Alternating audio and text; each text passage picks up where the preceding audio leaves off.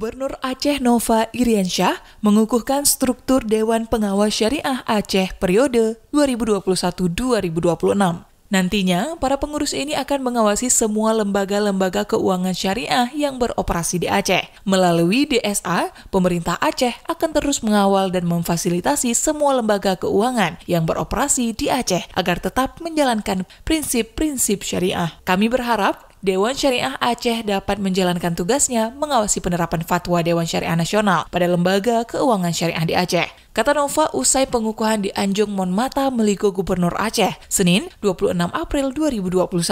Nova mengatakan, dengan dibentuknya DSA, semua lembaga keuangan syariah di Aceh dapat memperkuat implementasi pembangunan ekonomi syariah dalam rangka mewujudkan perekonomian yang islami, mendorong peningkatan pendapatan asli Aceh, meningkatkan akses pendanaan dan usaha bagi masyarakat, serta membantu peningkatan pendapatan dan kesejahteraan masyarakat.